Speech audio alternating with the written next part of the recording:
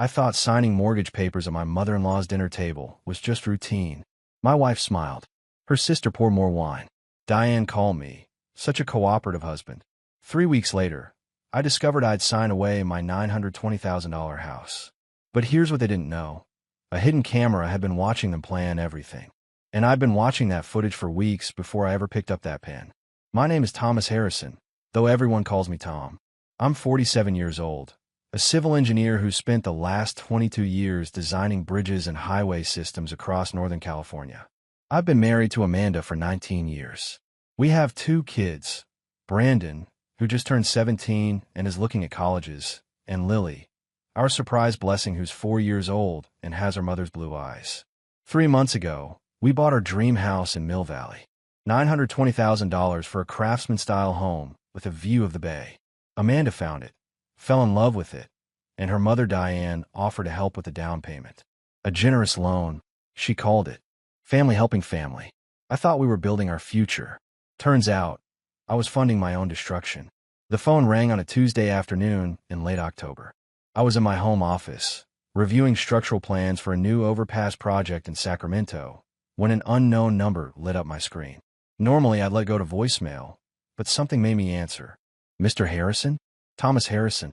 The voice was older, male, careful. Speaking. My name is George Hamilton.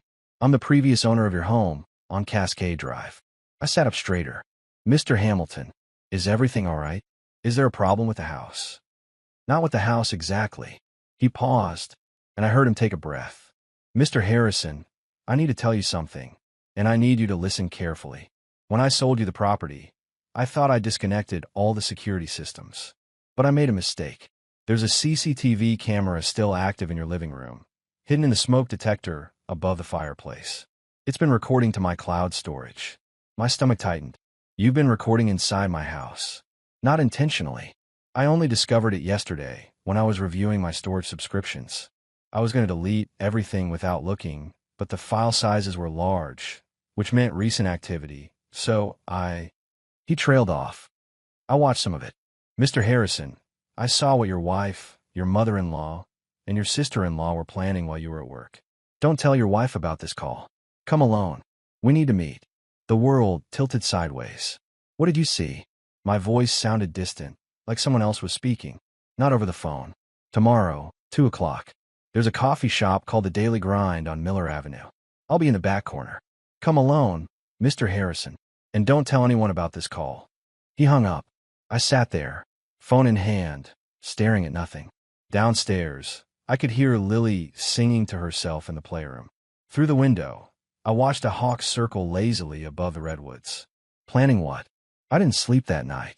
Amanda came home around 6 with Lily, both of them laughing about something that happened at Diane's house. My daughter ran to me, arms wide, and I picked her up like I always did. She smelled like cookies and her grandmother's expensive perfume. Daddy, Grandma, let me help make snickerdoodles. Lily wrapped her small arms around my neck. Did she now? I forced a smile, looking over her head at Amanda. My wife set her purse on the kitchen counter. She was wearing a new dress I hadn't seen before, something elegant and probably expensive. Mom's been teaching her to bake. It's adorable. I'm sure it is. I set Lily down gently. Hey, sweetheart. Why don't you go wash your hands? Almost time for dinner.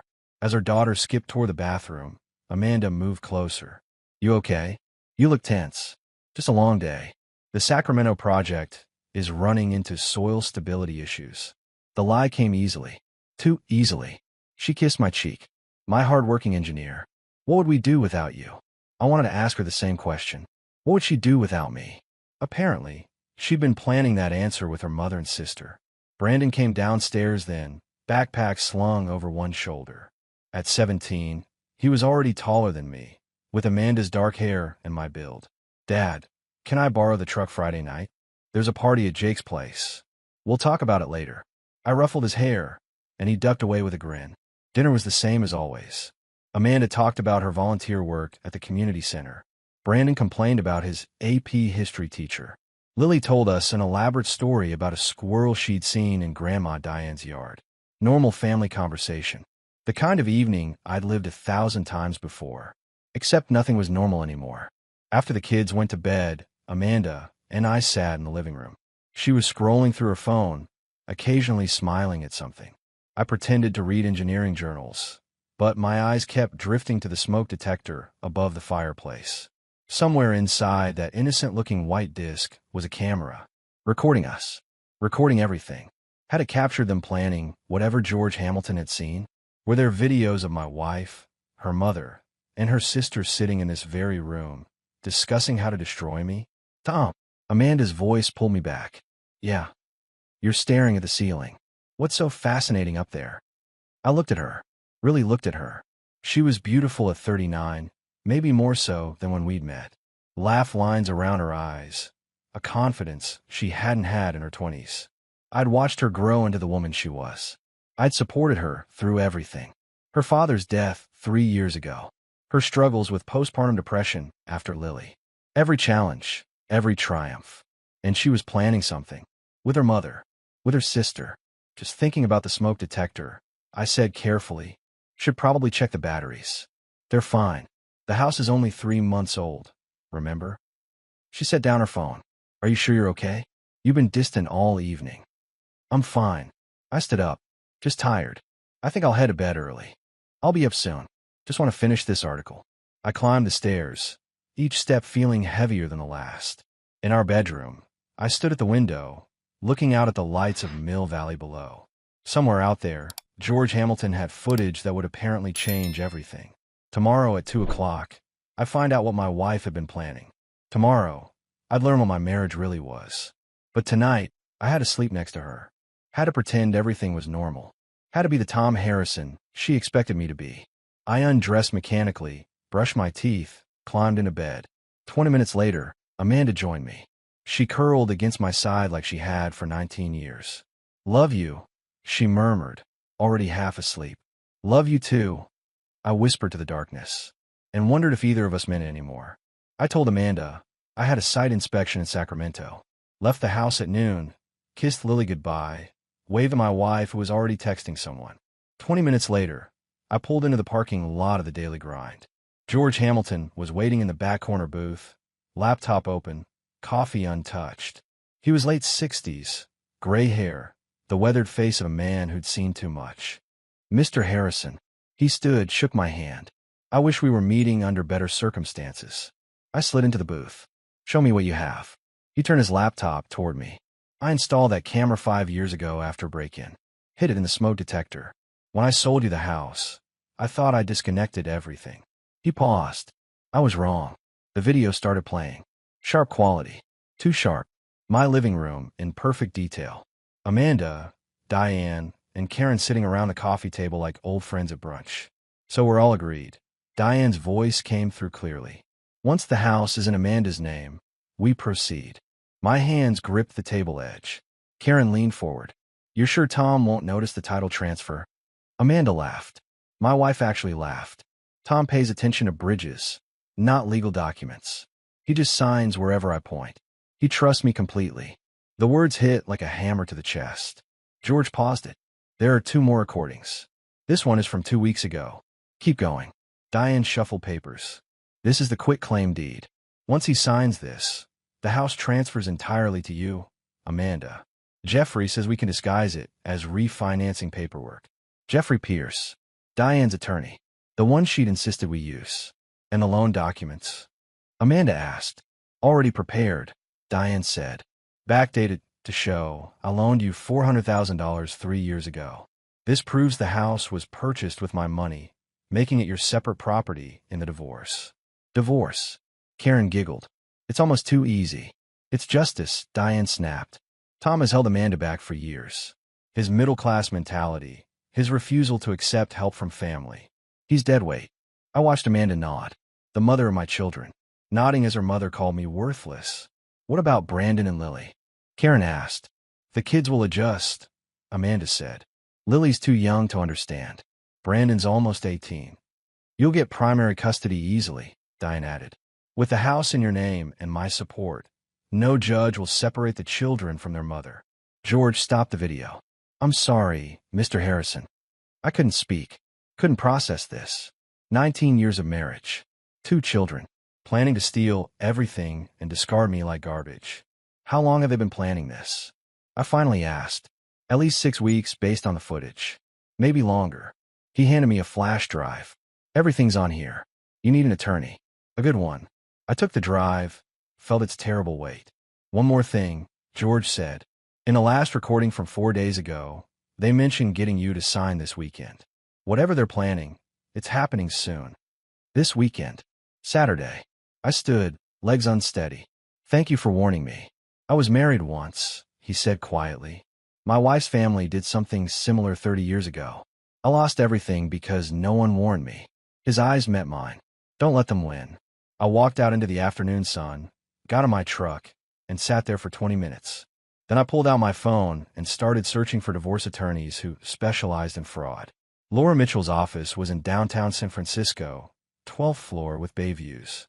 She was 41, sharp eyes, the kind of lawyer who'd seen every marriage scam ever invented. Mr. Harrison. She shook my hand firmly. Show me what you have. I handed her the flash drive. My wife, her mother, and her sister are planning to steal my house through fraud. They're going to trick me into signing a quitclaim deed, then file for divorce. She plugged in the drive and watched the first video in silence. When it ended, she leaned back. This is excellent evidence. But we have a problem. California is a two-party consent state. This recording is technically illegal. My heart sank. So we can't use it. I didn't say that.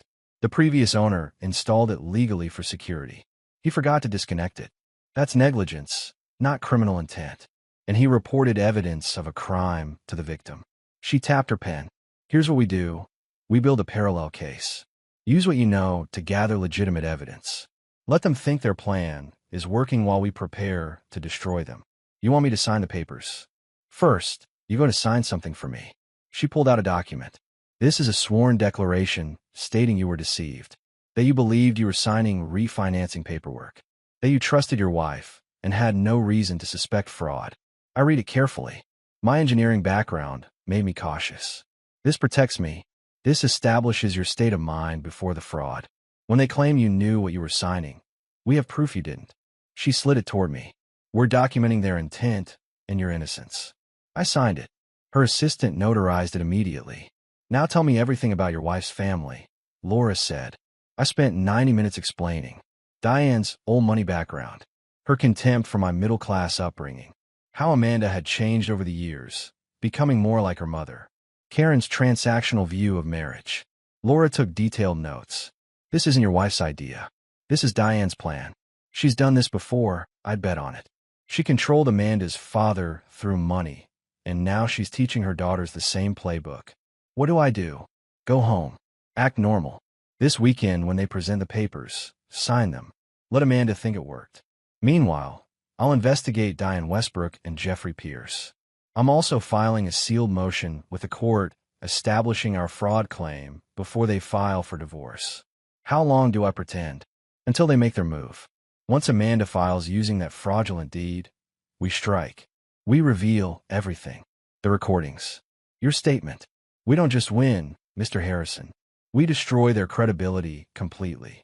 I left with a plan and renewed purpose. They thought I was weak, trusting, easy to fool. They were about to learn how wrong they were. Friday night, Amanda suggested we have dinner at Diane's on Saturday. Just family, she said. Nothing formal. Her mother wanted to see the kids, and Karen would be there with her husband. Sounds great, I said, not looking up from the engineering journal I was pretending to read. What time? 6 o'clock. Mom's making pot roast. She paused. You know how she worries about us. She just wants to help. Help. The word tasted bitter. Saturday arrived with clear skies and the weight of knowing what was coming. I spent the morning with Brandon, helping him change the oil in his car. My son was talking about college applications, asking questions about engineering programs, debating between Stanford and Berkeley. What do you think, Dad? He wiped his hands on a rag. Stanford has the better program, but Berkeley is closer to home. I looked at my 17-year-old son, so close to adulthood, and wondered how this divorce would affect him. Whether he'd choose sides. Whether Amanda would turn him against me. Choose the school that challenges you most, I said. Don't make decisions based on geography or comfort. Make them based on where you'll grow. He nodded, considering this. Thanks, Dad. At 4 o'clock, I showered and changed in casual clothes. Amanda was getting Lily ready, brushing our daughter's hair while singing some Disney song. A normal family getting ready for dinner with Grandma. Except nothing was normal anymore. We drove to Diane's estate in Mill Valley, a sprawling property that screamed old money. Brandon rode up front with me, talking about his history teacher. Lily sat in back with Amanda, chattering about a playground incident involving a boy named Tyler and a disputed swing. Diane's house was everything ours wasn't. Traditional, established, the kind of place that had been in the family for generations. She greeted us at the door, all warmth and smiles. Thomas, Amanda, and my beautiful grandchildren. She hugged everyone, lingering longest with Lily. Come in, come in. Karen and David are already here. Karen was Diane's younger daughter, Amanda's sister. She'd married a corporate lawyer 5 years ago and lived in a condo in San Francisco that cost more than most houses. She was sitting in the living room with her husband David, both of them holding wine glasses. Tom, Karen stood to hug me. It's been too long. Had it? We'd seen them 3 weeks ago at some charity event Diane had organized. Dinner was exactly as planned. Pot roast, roasted vegetables, Diane's famous dinner rolls. The conversation flowed easily. Karen talked about a vacation they were planning to Italy. David discussed a case he was working on. Brandon mentioned his college applications. Lily told everyone about her preschool turkey craft. I played my part, laughed at jokes, complimented the food, asked polite questions, all while watching Amanda and Diane exchange glances I wasn't supposed to notice. After dinner, Diane suggested the men take coffee in the library while she and Amanda cleaned up. I almost laughed at the transparent manipulation. Get me away from the women. Keep me occupied. David and I sat in Diane's library with Brandon, making small talk about sports and politics. Through the doorway, I could see into the dining room where Diane, Amanda, and Karen were gathered around the table, papers spread out, having an urgent whispered conversation. The papers. The fraudulent documents they were about to have me sign. Tom, you look distracted, David said. Everything okay? Just tired. Work's been demanding lately. I hear you. The grind never stops, does it?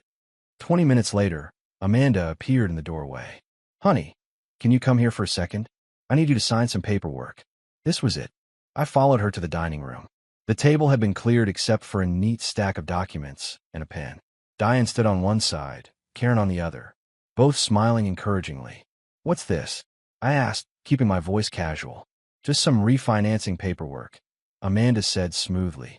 Remember we talked about lowering our monthly payment? I finally got everything organized. I just need your signature on a few forms. I picked up the first document. It looked official. Mortgage company letterhead. Dense legal language. The words refinancing and monthly payment prominently featured. Buried in the middle of page 3 was the quitclaim deed. The document that would transfer my house entirely to Amanda's name. The foundation of their fraud. I'd reviewed this exact document with Laura Mitchell 2 days ago. She'd show me exactly where to look, what to watch for. We'd practiced this moment. Where do I sign? I asked. Amanda's relief was almost palpable. Just here, and initial here. She pointed to the signature lines with a manicured finger. I signed. Thomas Harrison. 3 times. Smooth and easy, like I'd done it 1,000 times before. Perfect, Diane said, gathering the papers quickly. That's done. Now who wants dessert? I made apple pie. Just like that. 19 years of marriage, 22 years of building a career, everything I'd worked for, signed away in 30 seconds. Karen hugged me. Thanks for being so cooperative, Tom. Some men make such a fuss about paperwork. It's just refinancing, I said. No big deal. We had dessert. Apple pie with vanilla ice cream. Diane asked Brandon about his college plans. Amanda played with Lily. Everything normal and pleasant and utterly false. I played my role perfectly. The trusting husband. The man who signs whatever his wife puts in front of him. The fool they thought I was. But in my pocket was my phone, and in my phone was Laura Mitchell's number. And on Monday morning, we begin documenting everything they'd just done. Let them think they'd won. Let them celebrate their successful fraud. The reckoning was coming. Sunday morning, Amanda was in an unusually good mood. She made pancakes for breakfast, sang along to the radio, kissed me more affectionately than she had in months. The successful execution of her plan had energized her. I'm so glad we got that paperwork done, she said, flipping pancakes. One less thing to worry about. Yeah, I said. Good to have a handle. Brandon came downstairs, still half asleep. What paperwork? Just boring refinancing stuff, Amanda said quickly. Nothing important. I watched my son pour orange juice, oblivious to what had just happened to our family. In a few weeks, maybe a month, his mother would file for divorce. His world would shatter. And I was powerless to warn him because doing so would compromise Laura's strategy.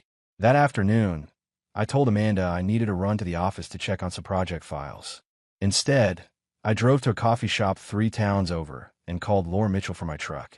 Mr. Harrison, she answered on the second ring. I've been waiting for your call. I signed the documents last night, exactly as we discussed. Good. How'd it go down?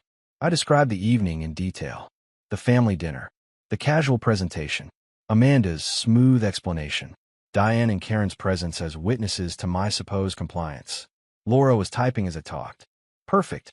This actually strengthens our case. They staged it as a family gathering to make it seem natural. The presence of your sister-in-law and mother-in-law demonstrates coordination. We can use that. What happens now? Now we wait. They'll need time to process the deed transfer, maybe 2 weeks. Then they'll likely wait another couple of weeks before filing for divorce to avoid the appearance of coordination. That gives us roughly a month. A month of pretending. A month of lying next to my wife, knowing she was planning to destroy me. In the meantime, Laura continued, I need you to do something. Start documenting everything. Every conversation with Amanda about finances. Every interaction with Diane. Every text message. Keep a journal with dates and times. We're building a timeline of their fraud. Understood. Also, I've been researching Diane Westbrook. Your mother-in-law is interesting. Very interesting. How so? She's been married twice. Her first husband, Amanda's father, died 20 years ago. Heart attack at 53. Left her everything despite having been married for 30 years. I'm still digging, but preliminary records show a property transfer pattern similar to what they're doing to you. My hands tightened on the steering wheel. She's done this before. Possibly. I'm trying to locate the first husband's family, see if anyone will talk. If we can establish a pattern of behavior, it makes our case even stronger. We talked for another 20 minutes about strategy and next steps. When I hung up, I sat in my truck watching people come and go from the coffee shop. Normal people living normal lives, unaware that the man sitting in the Ford F-150 was waging a secret war against his own family. I drove home to find Amanda and Lily in the backyard. My daughter was on her swing set while Amanda worked in the garden. A picture-perfect scene of domestic tranquility. Daddy, Lily called. Push me higher. I spent the next hour pushing my daughter on the swing, listening to her laugh, trying to memorize the sound. In a month, maybe less, this would all change. Custody arrangements. Visitation schedules. Lawyers arguing over who got Christmas morning. That night, after the kids were asleep, Amanda curled up next to me on the couch. I've been thinking, she said, maybe we should take a vacation. Just the 2 of us. My mom could watch the kids. We could go somewhere romantic. Reconnect. While she was planning to divorce me. That sounds nice, I lied. Where were you thinking? Maybe Napa? Wine country. Nice restaurants. We could do a spa day. Let me check my work schedule. The Sacramento project is in a critical phase. She kissed my cheek. You work too hard. You need to relax more. I pulled her closer, played the role of the loving husband. But inside, I was counting down days. Documenting. Preparing. Monday morning, I started keeping the journal Laura had requested. Every interaction. Every conversation. Building evidence. Amanda met with Diane twice that week. Just lunch, she said. Mom's been lonely since Dad died. I noted the dates and times. Wednesday, Amanda came home with new clothes. Expensive ones. Designer labels I couldn't afford on my salary. Mom took me shopping, she explained. An early birthday gift. Her birthday wasn't for 5 months. I photographed the receipts she'd left on the counter. Added them to the file. Thursday, I received an email for Brandon's school. Amanda had updated his emergency contact information, removing me as the primary contact and adding Diane instead. I forwarded the email to Laura with a single word. Evidence. By Friday, I had a detailed record of Amanda's movements, her spending, her coordination with her mother. Every piece another brick in the wall we were building. That evening, Amanda suggested we have a family movie night. We made popcorn, piled onto the couch, and watched some animated film Lily had chosen. Brandon sat on one end, scrolling through his phone. Lily nestled between Amanda and me. My wife held my hand, laughed at the movie's jokes, played the part of the happy mother and devoted wife. I watched her perform and wondered when she'd become such an accomplished liar. Or had she always been this way, and I'd just been too trusting to notice? The movie ended. We put Lily to bed together, Amanda reading a story while I tucked in the blankets. Our daughter's eyes grew heavy, her small hand clutching her favorite stuffed elephant. "Love you, Daddy," she murmured. "Love you too, sweetheart." In 3 weeks, maybe 4, Amanda would file for divorce. She'd claim the house was hers. She'd fight for primary custody of this beautiful little girl who trusted both her parents completely. But this time, unlike Diane's previous victims, she was facing someone who knew what was coming, someone who'd prepared, someone who wasn't going to roll over and accept defeat. Let her file. Let her think her plan had worked. The truth was waiting. 3 weeks into my performance, Laura Mitchell called with news. "I found someone," she said without preamble. Victoria Ashford, Diane's daughter from her first marriage. I was sitting in my truck during lunch break, parked in an empty lot away from the construction site. "Diane has another daughter." Had. Victoria was cut off from the family 25 years ago. She refused to divorce her husband when Diane demanded it. "Your mother-in-law doesn't tolerate disobedience." My hands tightened on the steering wheel. Is she willing to talk? More than willing. She's been waiting years for someone to challenge her mother.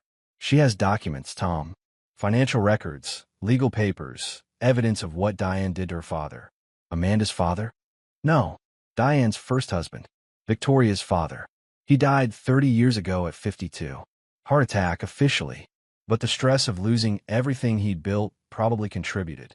Victoria watched her mother systematically strip her father of his assets, using the exact same playbook they're using on you. I sat in silence, processing this. When can I meet her? Tomorrow. She lives in Sacramento. I've arranged a meeting at my office at 2 o'clock. The next afternoon, I told Amanda I had a project meeting in San Francisco. Instead, I drove to Laura's office and met Victoria Ashford. She was 53, professional, carrying herself with the dignity of someone who'd survived a war. We shook hands, and I saw recognition in her eyes. She'd seen what I was going through, because she'd watched it happen to her father. "Mr. Harrison," she said, "thank you for fighting back. Someone needs to stop her." We sat in Laura's conference room, and Victoria opened a box she'd brought. Inside were files dating back 3 decades. My mother married my father in 1968. He was a good man, kind, hardworking. He owned a small manufacturing company. Not wealthy, but comfortable. She pulled out financial documents. Within 5 years, she'd convinced him to put major assets in her name. "For tax purposes," she said, "to protect the family." Laura was taking notes. "And your father agreed?" "He trusted her completely. Just like you trusted Amanda, Mr. Harrison." Victoria's eyes met mine. By the time he realized what was happening, it was too late. She filed for divorce in 1978, claimed everything was her separate property, left him with almost nothing. What happened to him? He tried to fight it, spent 2 years in court, drained his savings on legal fees. The stress destroyed his health. Heart attack in 1980. Her voice remained steady, but her hand shook slightly. My mother remarried 6 months later. Amanda's father, another good man she could control. Did she do the same thing to him? I asked. Not exactly. She'd learned from the first divorce. This time, she set up the financial structure from the beginning. Prenuptial agreements, separate property designations, loans that were really gifts. When he died 3 years ago, everything was already hers legally. Laura leaned forward. "Victoria, would you be willing to testify about this pattern of behavior?" "I've been waiting 25 years for someone to ask." She pushed the box across the table. "It's all here. Financial records, court documents, my father's diary from the divorce proceedings. Everything you need to prove this is what she does." I looked through the files. Property transfers, quitclaim deeds, backdated loans. The same scheme they were running on me, documented in faded papers from decades ago. "Why did she cut you off?" I asked. Victoria smiled sadly. "Because I married for love instead of money. My husband was a teacher. Solid, dependable, not wealthy. Mother demanded I divorce him and marry someone more suitable. When I refused, she declared me dead to the family. I haven't spoken to her or Amanda in 25 years. Amanda knows about you. She was 5 when Mother erased me from family history. She probably doesn't remember I exist. Victoria stood, walked to the window. I tried to warn Amanda's father once. Sent him a letter after they'd been married 10 years. He never responded. Mother probably intercepted it. Laura was organizing the documents Victoria had brought. This is exactly what we need. It establishes a pattern. Shows this isn't a one-time mistake, but a systematic approach to relationships and marriage. There's something else, Victoria said. Mother keeps detailed records. Financial journals, property documents, everything. She stores them in her library, in the safe behind the bookshelf. The combination is her wedding date to my father. She's never changed it. Too sentimental about her first successful operation. I stared at her. You're suggesting we break into her house. I'm suggesting that if someone happened to access those records legally, perhaps through proper discovery procedures in a lawsuit, they'd find decades of evidence. Victoria handed me a piece of paper. That's the combination. Do with it what you will. We talked for another hour. Victoria shared stories about her father, about watching Diane manipulate and control, about the warning signs she wished she'd been able to give someone. When she left, Laura and I sat in silence. That's our silver bullet, Laura finally said. A daughter willing to testify against her own mother. Documentation of the same fraud pattern. This isn't just about your case anymore, Tom. This is about stopping someone who's been doing this for 30 years. I drove home with Victoria's box of evidence in my truck, and a new understanding of what I was really fighting. This wasn't just about my house or my marriage. It was about breaking a cycle that had destroyed multiple families across 3 decades. That night, Amanda mentioned casually that she was meeting with Diane tomorrow to discuss holiday planning. That's nice, I said. Tell her I said hello. I didn't mention that I'd just met her firstborn daughter, the one she'd erased from history. Some secrets were worth keeping. Brandon came to me on a Thursday evening. I was in the garage, organizing tools, when my son appeared in the doorway. Dad, can we talk? Something in his voice made me set down the wrench I'd been holding. Of course. What's wrong? He closed the garage door, ensuring privacy. At 17, he was almost a man, but right now he looked uncertain, troubled. I heard something I wasn't supposed to hear. He pulled out his phone. I came home early from Jake's yesterday. Mom didn't know I was back. She was on the phone in the kitchen with Grandma Diane. My heart rate increased. Okay. I recorded it. I know that's messed up, but something felt wrong, so He trailed off, held out his phone. You need to hear this, Dad. I took the phone, pressed play. Amanda's voice came through clearly. Mom, I don't know if I can do this. He signed the papers. The house is in my name now, but actually filing for divorce. Amanda's voice wavered. He's a good father. The kids love him. Diane's response was ice cold. We've been over this, Amanda. You've wasted 19 years on a man who can't provide the life you deserve. Don't get sentimental now. The plan is working perfectly. But what about Brandon? He'll be devastated. And Lily's so young. The children will adjust. They always do. Once the divorce is final and you're properly settled, you'll meet someone appropriate. Someone from our circle. The kids will have a better life. Better opportunities. I just feel like maybe we're being too harsh. Tom's not a bad person. No, he's just the wrong person. There's a difference. Now, Jeffrey says we should file within the next 2 weeks. The house transfer is complete. The loan documentation is solid. The longer we wait, the more risk there is of him discovering something. My son's voice pulled me back. Dad, what's she talking about? What house transfer? What divorce? I looked at Brandon, my 17-year-old son who just discovered his mother was planning to destroy our family. I'd wanted to protect him from this.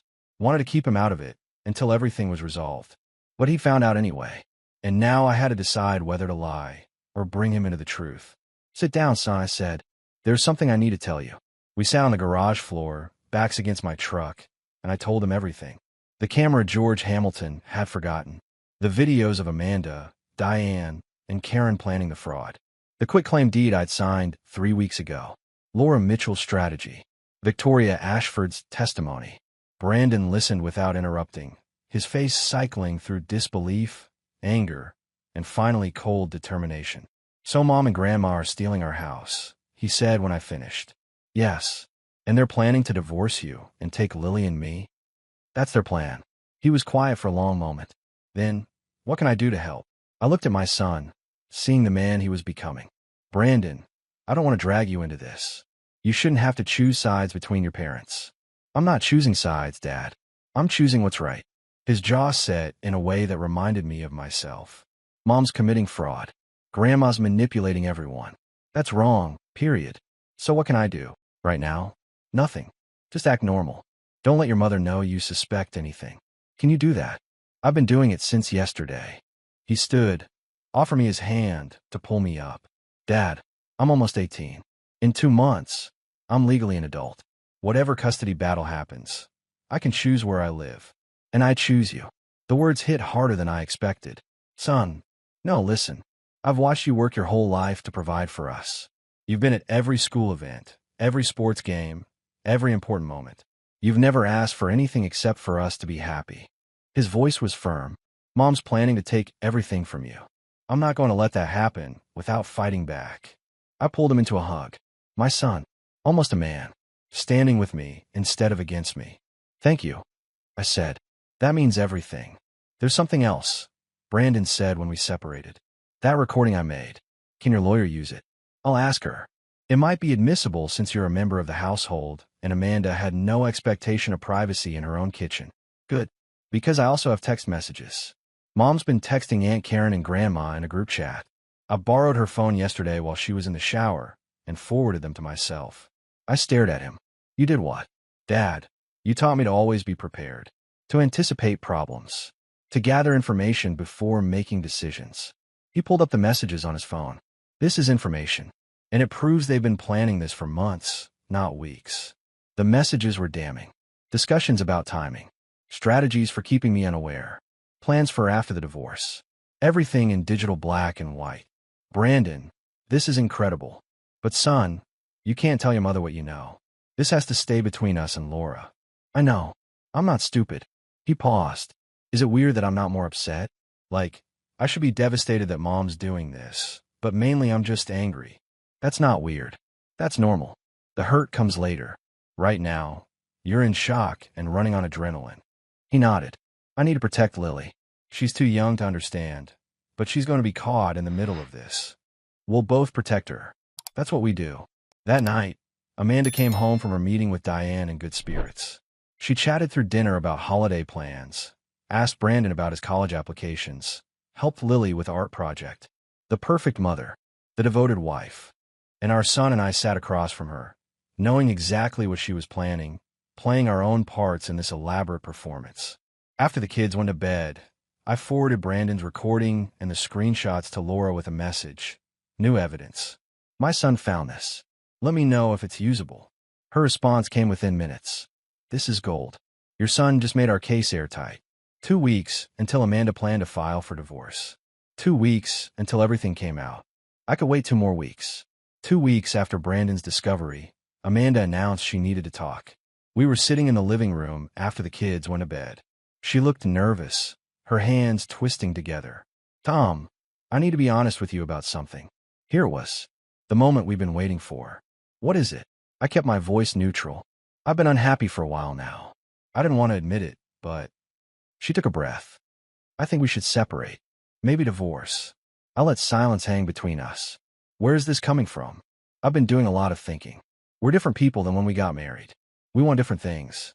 I think it's better for everyone if we end this now, while we can still be civil. What about the kids? They'll adjust. Kids are resilient, and it's better than staying in an unhappy marriage. She reached for my hand. I let her take it. I've already talked to an attorney. I'm filing the papers tomorrow. I wanted to tell you myself first. That's thoughtful, I said flatly. The house will stay with me. My mother's loan covered most of the down payment, so legally it's my separate property. But you'll get fair visitation with kids. My attorney says we can make this easy. Easy. She was stealing my house and planning to take my children, and calling it easy. I see. I stood. Thank you for telling me. She looked surprised. That's it. No fight. No argument. What will be the point? You've clearly made up your mind. You've already talked to an attorney. The papers are being filed tomorrow. I met her eyes. Sounds like this is happening whether I want it or not. Relief flooded her face. Tom, I appreciate you being mature about this. Really, a lot of men would make this ugly. I'm not a lot of men. The next morning, I called Laura Mitchell. She told me last night. Said she's filing today. Perfect. As soon as the petition is filed, we move. I've already prepared everything. The moment those papers are submitted to the court, we file our response with all the evidence. The recordings, Victoria's testimony, Brandon's audio, everything. And then we request an emergency hearing. Fraud allegations trigger immediate judicial attention. We'll be in front of a judge within a week. Amanda left the house at 10 a.m., dressed professionally, off to file papers that would end our marriage and steal my home. I went to work, put in my hours, and waited for Laura's call. It came at 3 p.m., it's filed. I've submitted our response. Emergency hearing is scheduled for next Tuesday. Tom, it's time to tell Amanda you know. That evening, when Amanda came home smiling, I handed her a document. What's this? She asked. My response to your divorce petition. You should read it. She opened it, and I watched the color drain from her face as she read. Fraud allegations. Evidence of conspiracy. Witness testimony. Request for criminal investigation. What is this? Her voice shook. Tom, what did you do? I protected myself. Did you really think I wouldn't find out? That I'd just sign away my house and let you take everything? You knew? This whole time you knew. Her hands were trembling. Yes. And so does the court. So does my attorney. So do several witnesses who will testify about your mother's pattern of doing this to men. I picked up my truck keys. I'm staying at a hotel tonight. My lawyer will be in touch. I walked out, leaving her holding the papers that would destroy her plan. The emergency hearing happened 5 days later. Judge Patricia Simmons presided, a woman in her 60s known for zero tolerance for fraud. Amanda sat with Jeffrey Pierce, who looked like he wanted to be anywhere else. Diane was in the gallery, her face a mask of controlled fury. Karen sat beside her. Brandon had chosen to sit with me. My 17-year-old son, publicly taking his father's side. Laura presented our case methodically. The videos from George Hamilton's camera played on the courtroom screen. Audio of Amanda, Diane, and Karen planning the fraud, discussing how to trick me, calling me dead weight. Jeffrey Pierce tried to object, but Judge Simmons silenced him with a look. Then came Victoria Ashford. Diane's face went white when her estranged daughter walked to the witness stand. Victoria testified about watching Diane destroy her father 30 years ago, about the same patterns, the same tactics, the same backdated loans and property transfers. This isn't a mistake, Victoria said. This is what my mother does. She did it to my father. She positioned herself to do it to Amanda's father. And now she's taught her daughter to do it to Mr. Harrison. Brandon's recording played next. Amanda's voice admitting the house transfer was complete. Diane pushing her to file quickly before I discovered anything. When Laura rested our case, Judge Simmons turned to Jeffrey Pierce. Does your client have any defense to offer? Pierce conferred with Amanda, who was crying. No, Your Honor. My client wishes to withdraw the divorce petition. Too late for that, the judge said. This court is referring this matter to the district attorney for criminal investigation. Mrs. Harrison, you and your mother should expect to be contacted by law enforcement. Mr. Pierce, I'm forwarding your conduct to the state bar. She turned to me. Mr. Harrison, the quitclaim deed signed under fraudulent pretenses is hereby voided. The property at 428 Cascade Drive is restored to joint ownership. You're awarded primary custody of both minor children, pending further proceedings. The gavel came down. Amanda's plan had collapsed completely. Outside the courtroom, Brandon hugged me.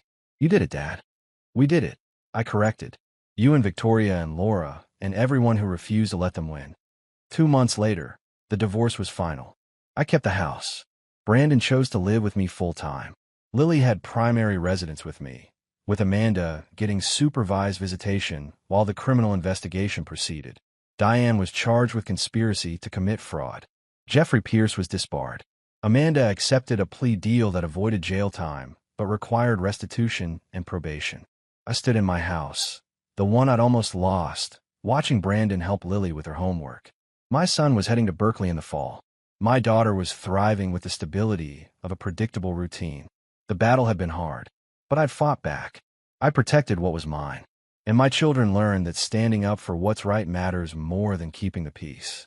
That was the lesson worth teaching.